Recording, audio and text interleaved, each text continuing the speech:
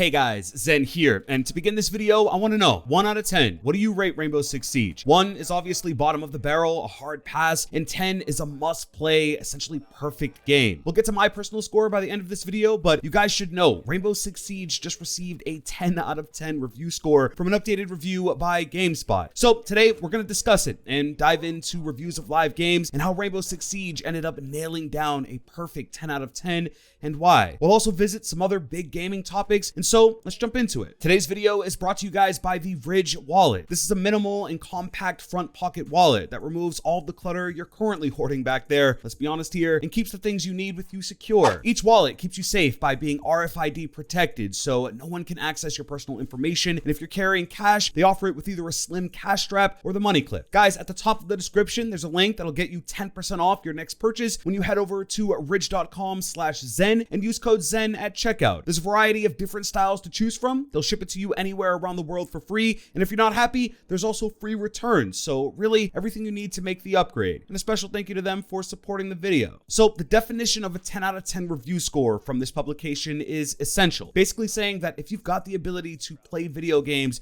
you must be playing these games. Or if you're new to gaming, a game with this score should most definitely be on your list of games to pick up. Now, this review is from the perspective of a gentleman who actively plays Siege and has so for over 850 hours, mainly on PC. In short, a veteran player that fully understands the very complex mechanics of a game like this, and personally, I think that's crucial to reviewing a shooter like this. For a long time, websites like IGN and GameSpot have gotten somewhat of a bad rep for allowing people outside of their niches to review games for the sake of a schedule or just to get another review up on the site. Let's be honest here, the job and well-being of these guys comes from their ability to output opinions, news, and reviews on hundreds of titles in a timely fashion, and it isn't far-fetched to see a review from one of these sites on the day of release for these games. It's kind of a double-edged sword, right? Because as a consumer, you're looking for a solid recommendation and whether or not a game is worth your time and money, and as the outlet, they get a review up early to generate more clicks and bring people over to the site to consume more content. The downside of all of this usually comes down to being rushed for the sake of getting it out, and you guys know how this kind of thing turns out when games do this. It just waters down the experience, and as brilliant as gamers are,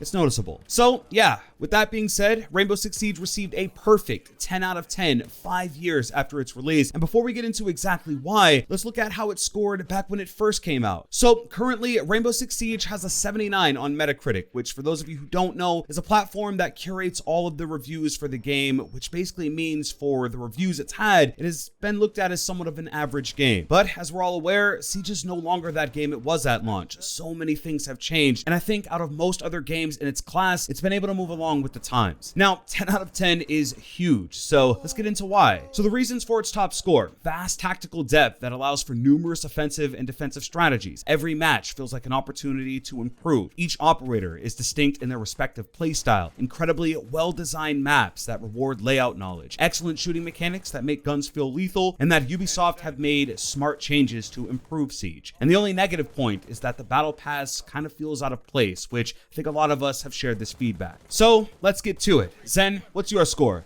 Well guys, and just try not to judge too hard, but I give Siege another 10 out of 10 and agree with most of the points here. Now yes, there is a cheater pandemic and the bugs get frustrating and tiring, and maybe that cost a point or two, but in my opinion, Rainbow Six Siege is the best multiplayer tactical experience ever made. For me, every round is a chance to get better, and every new operator or map is exciting and changes up the entire meta with each release, and with that in mind, that's really all I've got. Next up, it was announced that Rainbow Six Siege is now a tier 1 esport, but what's kind of eye-opening here is that it tops Fortnite and even Rocket League to get there. Now, the Pro League has always been a huge deal for Siege, but in the grand scope of esports, I mean, we're talking games like League of Legends, CSGO. Rainbow was never really a part of those conversations, but now it is, and it's actually now up there with those big hitters in the space. For those of you who don't know, towards the tail end of year 5, and particularly with year 6, the Pro League and how it's scored and how teams actually qualified to go to the Six Invitational, the biggest Siege event all year, it's getting a rework. To be quick, the pros will basically be working with MMR, kind of like how you and I are scored in ranked. The more points a team has, the better their chances of getting to the Invitational, and what's even more interesting is that as a pro team, you might not even need to win a major to get an invite. If you've placed high at things like the majors and have enough points to get an invite,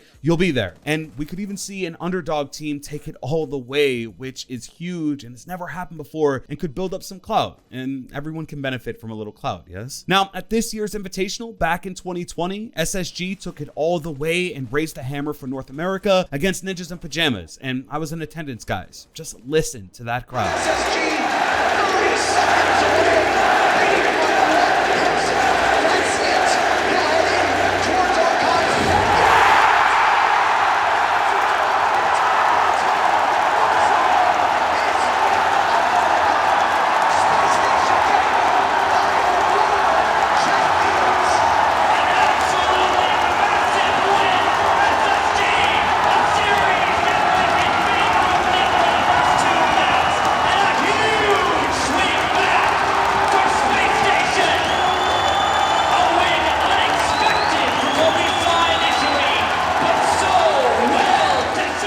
So yeah, if you're God tier with pro level knowledge, that could be your crowd out there cheering for your victory, and I'll be rooting for you as well. So yeah, but Rainbow being at the top of esports at tier 1 is good for everyone involved, and so cheers to that. Moving on, I wanted to do something that we haven't done in a while, and that's take a look at the latest bundles for Rainbow Six Siege. Starting off with one of the most slept on operators, Amaru, and her Explorer bundle. Go as far as your feet will take you with Amaru's Explorer bundle. It includes the Andy's Journey uniform, cliff top headgear, Kuki Llama charm, and textile draped weapon skin for the G8A1. Next, there's actually 3 new bundles to enjoy for Rainbow Six Siege. The first for Zofia, and it's available now. So these are called the Operator Byte bundles, and the only way you can get them is by connecting your Twitch account to Amazon Prime and claiming them through the portal. They include a weapon skin, a uniform and headgear, and also a pretty sweet charm. Zofia is up first, followed by Legion and Ying, the 2 ops from Blood Orchid. Both Capkin and Finka have a new bundle out. They say, "Are you ready to bring disaster?" The Cataclysm bundle unlocks the blood orange uniforms and headgears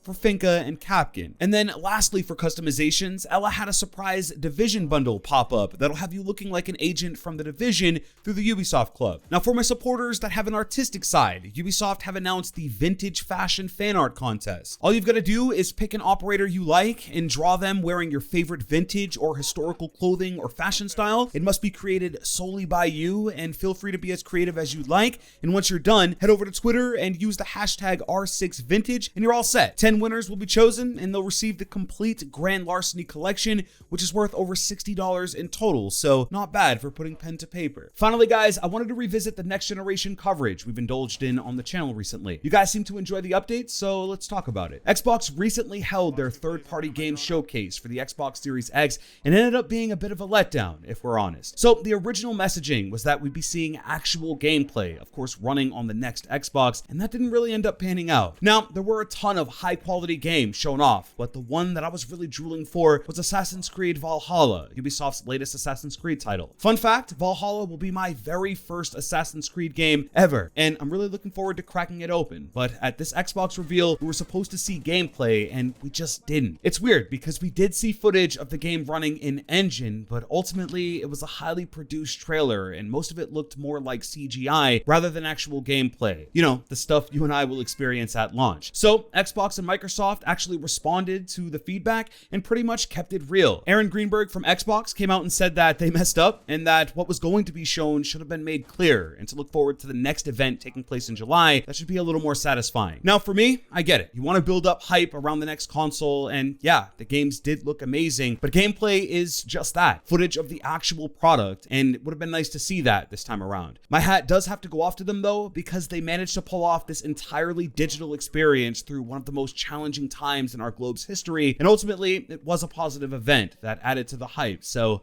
not too bad. But that's the video, guys. I hope it helped. Siege getting a 10 out of 10, I believe for the first time ever, was really eye-opening for me personally, because usually games get one score and that score follows them for as long as the product exists. But now that this games as a service trend has taken off, I think it's vital that these reviews get updated and made whole as time goes on. And with Siege specifically, I mean, compared to launch, we're playing a totally different game. Now, we've definitely dipped into the next generation pretty heavily over here, and not just for the amazing new features and hardware, but also Siege will be making a new home over there as well. So hopefully these smaller updates help. But okay, guys, I want to hear your thoughts. Out of 10, what do you give Rainbow Six Siege right now? Let us know in a comment down below. Guys, here's a shameless plug to go and support my tweets over on Twitter. There's been a lot of new followers over there, and I appreciate the support, so link below. If you did enjoy this video, drop a like, and I'll catch you guys in the next one.